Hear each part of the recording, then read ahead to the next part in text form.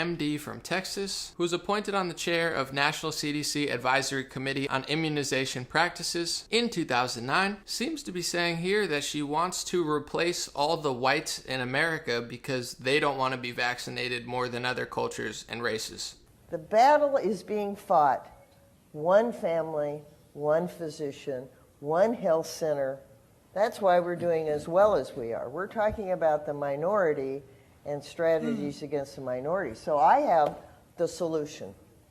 Every study published in the last 5 years, when you look at vaccine refusers, I'm not talking about, well, hesitants, most of them we can talk into coming to terms, but refusers.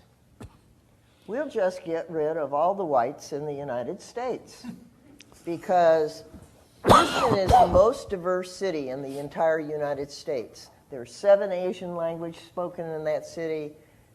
I've been a minority for more than 20 years in the city of Houston. The majority is, we call Hispanic.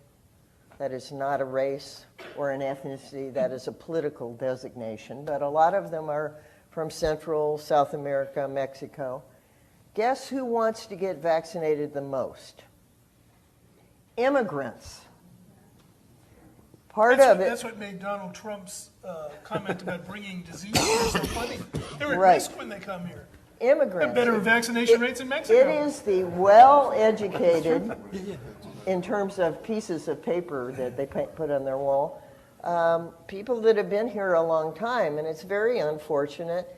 But I think we need not lose the big picture. It's just nutty, it's disgusting, but because she said it about a certain race, ethnicity, and skin color, it will go unnoticed. If it was any other one, it would be top headline news for months. Protests, non-stop media coverage, but because she said what she said, you're not going to hear much about it. And this idea that she has, if someone else were to say it, they would say it's a conspiracy theory or hate speech or some sort of far, far right talking point, but when they admit that they want to do that every single year, it somehow goes under the radar. For instance, the LA Times said the other year, California's changing demographics will further doom Republicans, and Democratic presidential candidate at the time, Julian Castro, said a similar thing was happening in Texas, which was leading to Democratic victories. Cruz today at a luncheon in D.C. acknowledged that things are changing here.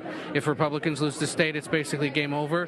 You're a student of Texas politics. What's going on here? Is this different this time, and what's causing it? There are two dynamics happening in Texas. Number one, you've had a lot of people move in over the last 15 years that are moderating this state. The suburbs have turned against Trump and the Republicans.